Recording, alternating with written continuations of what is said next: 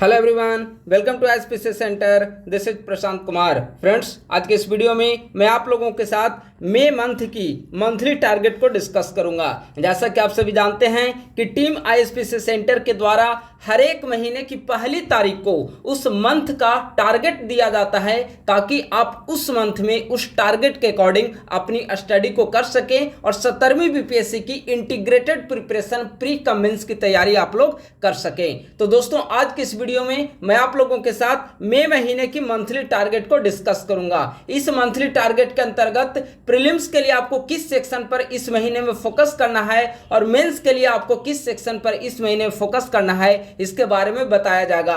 इसके पूर्व के जितने भी मंथली टारगेट हुए हैं उसका अगर समरी रूप में देखा जाए तो अभी तक मंथली टारगेट के अकॉर्डिंग बीपीएससी मुख्य परीक्षा का सिलेबस के अंतर्गत जीएस पेपर 2 पूरी तरीके से कंप्लीट हो चुका है और जीएस पेपर 1 के अंतर्गत करंट अफेयर एंड आईआर में भी कई सारे टॉपिक को खत्म कराया जा चुका है। ठीक है, तो अब जीएस पेपर 1 में बीपीएससी मुख्य परीक्षा के लिए सिर्फ एक पेपर आपको बचा है और वह कौन सा पेपर है? हिस्ट्री। तो इस मंथ की जो मंथली टारगेट रहेगी उसमें हिस्ट्री को खत्म करना है।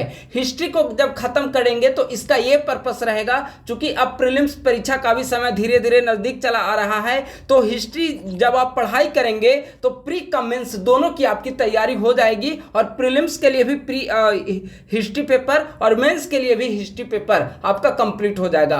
देखिए, अब जो सवाल पूछे जा रहे हैं हिस्ट्री सेक्शन के अंतर्गत बीपीएससी मुख्य परीक्षा में, उसको अगर आर्ट एंड कल्चर को छोड़ दिया जाए तो पूरा का पूरा जो राष्ट्रीय आंदोलन होता है वह आपको बीपीएससी मुख्य परीक्षा के लिए कंप्लीट करना है। चाहे वह उदारवादी चरण हो, उग्रवादी चरण हो या फिर गांधीवादी चरण हो, विभिन्न जनजातीय आंदोलन, कृषक आंदोलन, किसी भी प्रकार का इशूज हो वह आपको मेंस परीक्षा में पूछा जा सकता है और यही सारे जो टॉपिक होंगे वह प्रीलिम्स के लिए भी आपको कंप्लीट करना होगा। ठीक है, तो इस महीने की मंथली टारगेट में मेंस के अंतर्गत हिस्ट्री को कवर करने पर फोकस किया जाएगा। इसके बाद आगे हम लोग हिस्ट्री में कौन कौन सेक्शन खत्म करना है इसे हम लोग देख लेते हैं और फिर प्री के लिए क्या टारगेट होगा उसे हम लोग देखेंगे।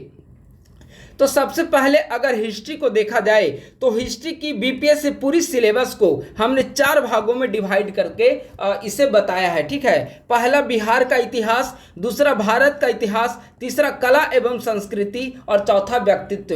पूरे अगर हिस्ट्री सेक्शन को यानी कि जीएस पेपर 1 सेक्शन 1 को पूरी अगर कैटेगराइज किया जाए विभिन्न सेक्शन के तहत तो 4 सेक्शन मुख्य रूप से उभर कर सामने आते हैं, जिनमें हिस्ट्री ऑफ बिहार का हिस्ट्री आ जाएगा, भारत का हिस्ट्री आ जाएगा, आर्ट एंड कल्चर और विभिन्न पर्सनालिटीज इसमें शामिल होंगे। ठीक है, तो इन चारों सेक्शन के अंतर्गत हम लोग एक एक करके टॉपिक देखेंगे और उस टॉपिक को किस बुक से आपको पढ़ना है इसके बारे में हम लोग देखेंगे। सबसे पहले देखते हैं बिहार का इतिहास।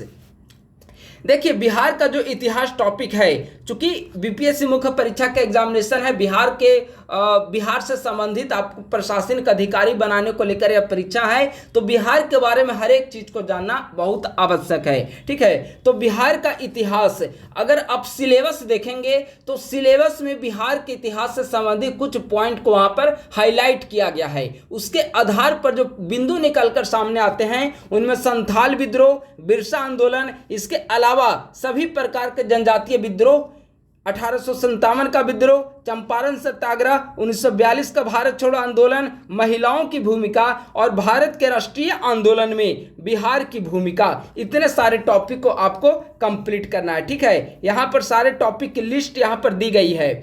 आप लोग इन टॉपिक को काफी अच्छे तरीके से बहुआयामी परिप्रेक्ष्य में आप लोग कंप्लीट कर लेंगे। जैसे संथाल विद्रोह, जब आप संथाल विद्रोह का अध्ययन करेंगे तो संथाल विद्रोह की प्रकृति क्या थी, संथाल विद्रोह के कारण क्या थे, क्या परिणाम हुए, उसके बाद भारत की राजनीति पर, प्रशासनिक व्यवस्था में किस प्रकार से बदलाव उत्पन्न हुए।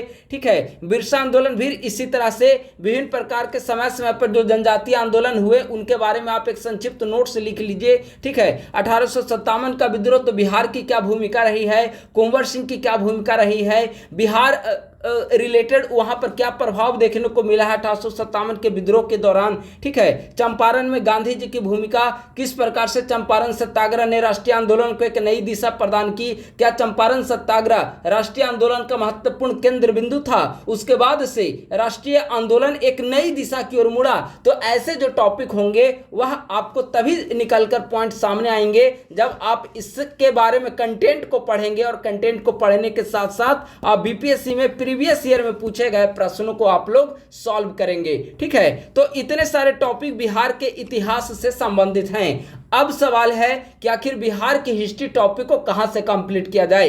तो बिहार के हिस्ट्री टॉपिक को आप लोग बिहार समग्र केबीसी नैनो की बुक है उससे आप लोग कंप्लीट कर सकते हैं, या आप लोग इम्तियाज अहमद सर की जो बुक आती है उसे आप लोग पढ़कर कंप्लीट कर सकते हैं।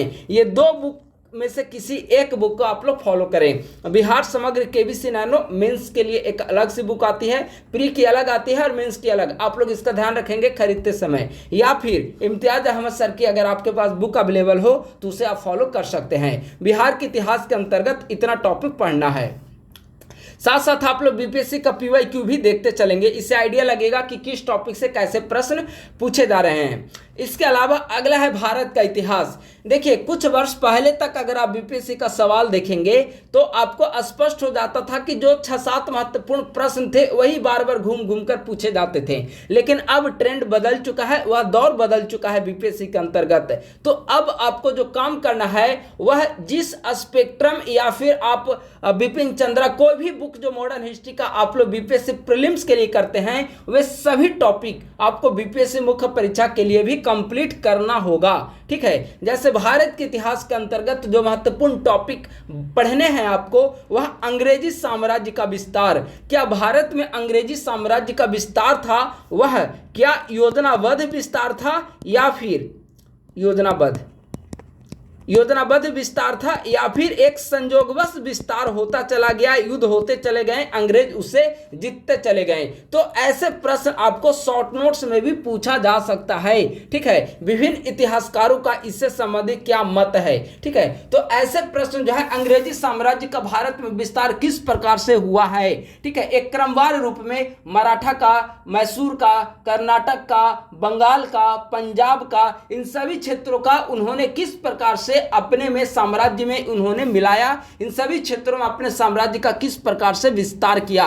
तो अंग्रेजी साम्राज्य का विस्तार एक महत्वपूर्ण टॉपिक है और 2-3 पेज में एक नोट्स आप लोग इसका तैयार कर लें। ठीक है, तो इसे आपको कंप्लीट करना। हालांकि अभी तक पूछा नहीं गया है यहां से प्रश्न, लेकिन भविष्य में पूछा जा सकता है। आपको हर एक प्रश्न के लिए आपको तैयार रहना पड़ेगा, वो भी तब जब आपको पूरे 1 वर्ष का समय आपको तैयारी के लिए मिल चुका है।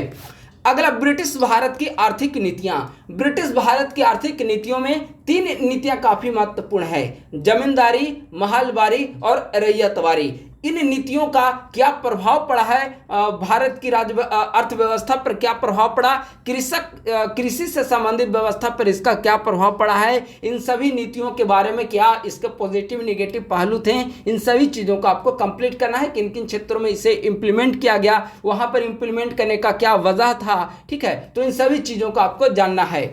1857 का विद्रोह। बिहार के इतिहास में जब आप 1857 का विद्रोह पढ़ेंगे तो वह बिहार के परिप्रेक्ष्य में आप लोग पढ़ेंगे, लेकिन 1857 का विद्रोह अगर आप भारत के इतिहास के अंतर्गत आप अध्ययन करेंगे तो वह आपका पर्सपेक्टिव जो होगा वह इंडियन पर्सपेक्टिव होगा। जैसे 1857 के विद्रोह के क्या कारण थे, क्या परिणाम हुए, इसके बाद किस प्रकार से प्रशासनिक परिवर्तन किस प्रकार का हमें देखने को मिला है। ठीक है, इन सभी चीज़ों को आपको कंप्लीट करना है। 1857 के विद्रोह असफलता के क्या कारण रहे, ठीक है, अंग्रेजों ने उसे किस प्रकार से काबू पाया है, इन सभी चीज़ों को आपको कंप्लीट करना है। आधुनिक राष्ट्रवाद का उदय। आधुनिक राष्ट्रवाद का उदय एक काफ़ी महत्वपूर्ण टॉपिक है और किस प्रकार से अंग्रेजों के द्वारा लाई गई शोषणकारी नीतियों ने भारत में राष्ट्रवाद के विकास में एक महत्वपूर्ण भूमिका निभाई। इन सभी टॉपिक को आपको अच्छे तरीके से कंप्लीट करना होगा, चाहे वह बंगाल का विभाजन हो, स्वदेशी आंदोलन हो, इन सभी चीज़ों से ही यहीं से अगर आप देखेंगे तो भारत में राष्ट्रवाद का उदय जो है 1857 के विद्रोह के बाद से राष्ट्रवाद का उदय जो है वह भारत में काफ़ी तेजी से प्रसार होता है। और स्वदेशी आंदोलन आते आते आप देखेंगे तो एक भारत के एक बहुत बड़ी आबादी राष्ट्रीय आंदोलन से जुड़ जाती है और इसकी चरम सीमा आपको देखने को मिलेगी सविनय अवज्ञा आंदोलन के दौरान और आजादी के दौरान। सविनय अवज्ञा आंदोलन के दौरान क्या हुआ, महिलाएं बढ़ चढ़कर उसमें हिस्सा ली थी और महिलाओं की भूमिका काफी ज्यादा वहां पर देखने को मिली थी।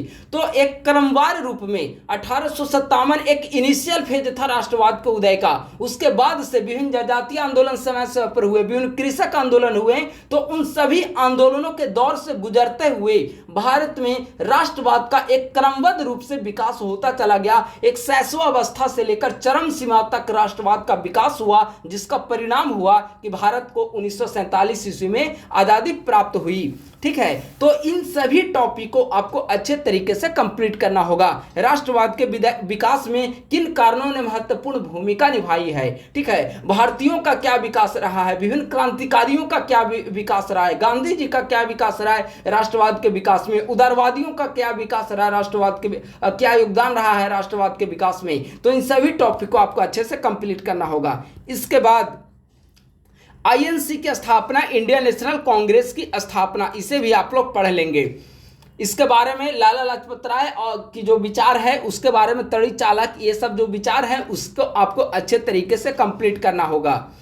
ये पूछा जा सकता है कि क्या भारतीय राष्ट्रीय कांग्रेस की स्थापना भारत में बढ़ते राष्ट्रवाद का परिणाम था, ये भी आपको शॉर्ट नोट्स में पूछा जा सकता है। तो मतलब किसी भी प्रकार से प्रश्न आए, स्पेशली मॉडर्न हिस्ट्री वगैरह सेक्शन बहुत ही इंटरेस्टिंग टॉपिक होता है, तो आप लोग कोशिश करें कि हर एक डायमेंशन को आप लोग कंप्लीट कर ले। आंदोलन के तीनों चरण, उदारवादी, उग्रवादी और गांधीवादी, इन तीनों चरण के विकास के क्या कारण है, क्या इसका प्रभाव हमारे सोसाइटी पे देखने को पड़ा है, राष्ट्रीयवादी आंदोलन में इसका क्या परिणाम हुए, क्या प्रभाव देखने को मिला, कौन कौन महत्वपूर्ण नेता थे। ठीक है, इन सभी टॉपिक को आपको कंप्लीट करना है। स्पेशली फोकस आपको कर लेना है गांधीवादी चरण पर, क्योंकि गांधीवादी चरण जो है, गांधीवादी चरण के दौरान बहुत सारे महत्वपूर्ण आंदोलन होते हैं और जिसका योगदान जो है वह आज़ादी में कहीं ना कहीं मिलता है।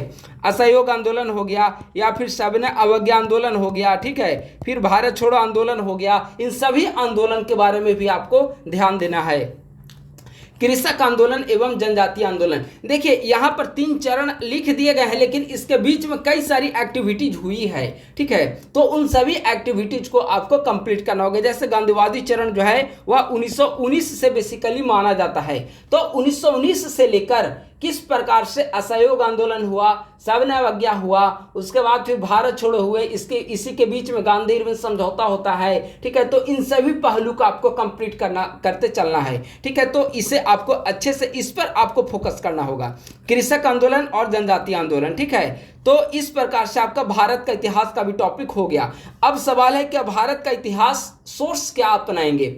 तो आप स्पेक्ट्रम बुक को, मुझे उम्मीद है कि आप लोग प्रीलिम्स के लिए स्पेक्ट्रम पढ़ते होंगे मॉडर्न हिस्ट्री का, तो स्पेक्ट्रम बुक आपको यहाँ के लिए भी फॉलो करिए। अलग से कोई बुक मत पढ़िए मॉडर्न हिस्ट्री का, स्पेक्ट्रम से आपको प्रीलिम्स मेंस दोनों की तैयारी हो जाएगी। अगर आप लोग बिपिन चंद्रा की बुक पढ़ते हैं तो हाँ, बिपिन चंद्रा प्रीलिम्स के लिए तो इंपॉर्टेंट नहीं है, लेकिन अगर आप मेन्स के लिए पढ़ना चाहें तो बिपिन चंद्रा को आप लोग यूज फॉलो कर सकते हैं। तो यह भी महत्वपूर्ण बुक है। इसके अलावा कोई और बुक अगर आप लोग पढ़ते होंगे, यशपाल BL ग्रोवर की बुक पढ़ते होंगे तो वो भी पढ़ सकते हैं। ये आपके ऊपर डिपेंड करता है कि प्रीलिम्स के लिए जिस बुक को आप लोग फॉलो करते हैं, इसी मॉडर्न हिस्ट्री के लिए उसी बुक को आप लोग फॉलो करें, अतिरिक्त बुक का आपको अध्ययन नहीं करनी है। कला एवं संस्कृति, देखिए कला एवं संस्कृति का डायमेंशन थोड़ा सा अब बढ़ चुका है। पहले बीपीएससी सिलेबस में 3 डायमेंशन लिखा हुआ है, मौर्य कला, पाल कला, पटना कलम। यही बारी बारी से सवाल पूछा जाता था, एक साल मौर्य कला पे, तो फिर पटना कलम पे, फिर पाल पे, फिर मौर्य पे, फिर पटना कलम, मतलब एक सीरियल बन चुका था बीपीएससी के अंतर्गत। ठीक है, इसीलिए ऐसा सेक्शन था पहले हिस्ट्री कि अगर स्टूडेंट बैठकर 2-4 साल का सवाल देख लेते थे तो वे अंदाजा लगा लेते थे कि ये सवाल पूछा जाएगा, और वही वहां पर पूछा जाता था, रटकर जाते थे, लेकर चले आते थे। ठीक है, लेकिन अब थोड़ा सा दौर बदल चुका है, शॉर्ट नोट्स पूछे जाने लगे हैं, तो कल्चर के साथ साथ शॉर्ट नोट्स में कई सारे सवाल बन सकते हैं। तो मौर्य, पटना, पाल कला तो आप लोग पढ़े ही कल्चर के लिए। इसके अलावा प्राचीन भारत की जितनी भी कलाएं हैं उसका विकास आप लोग एक बार देख लें। और ये आप कहाँ से पढ़ पाएंगे, तो NCERT की क्लास 11th की जो कल्चर की बुक है उसका आप लोग एक बार अध्ययन करें। उसमें से 3 से 4 चैप्टर जो है वह काफी महत्वपूर्ण है। क्लास 11th की NCERT बुक का नाम है भारतीय कला का विकास। ठीक है। भारतीय कला का विकास class 11th NCERT art and culture, आप लोग बोलिएगा दुकान पे जाकर तो ये बुक आपको मिल जाएगी। ठीक है, तो यह हो गया आर्ट एंड कल्चर की। अब हिस्ट्री से संबंधित एक और सेक्शन है पर्सनालिटी। पर्सनालिटी में गांधी, नेहरू, टैगोर, यह तो बीपीएससी सिलेबस लिखे हुए हैं, लेकिन सिलेबस के बाहर भी कई बार पर्सनालिटी से सवाल उसने पूछ लिया है। तो कई सारे पर्सनालिटी जो हैं बहुत महत्वपूर्ण सवाल पूछा जा सकता है, लेकिन 6-7 पर्सनालिटी पे आप लोग हमेशा कमांड बनाए रखें। जैसे गांधी, नेहरू, टैगोर तो आप लोग पढ़े ही, जेपी के बारे में जानकारी एकत्रित कर ले, उनका क्या विचार था। कर्पूरी ठाकुर इस बार के लिए काफी महत्वपूर्ण है, बीबीआई में लिख दे रहा हूं। ठीक है, कर्पूरी ठाकुर का बिहार की राजनीति में क्या योगदान रहा, किस प्रकार से वे एक समाजवादी चिंतक थे, इन सभी टॉपिक से सवाल पूछा जा सकता है। तो कर्पूरी ठाकुर इस बार के लिए बहुत महत्वपूर्ण टॉपिक है, आप लोग इसे कंप्लीट कर लें अच्छे से। इसके बाद राम मनोहर लोहिया। तो ये 6-7 टॉपिक हैं जिसे आपको कंप्लीट करना है। एक बुक आती है स्पेक्ट्रम की बुक आती है पर्सनालिटी से संबंधित। ठीक है, आप किसी भी बुक स्टॉल पे जाइएगा और बोलिएगा तो ये बुक आपको दिखा देगा। उसमें गांधी, नेहरू, टैगोर, डॉक्टर राजेंद्र प्रसाद, जेपी,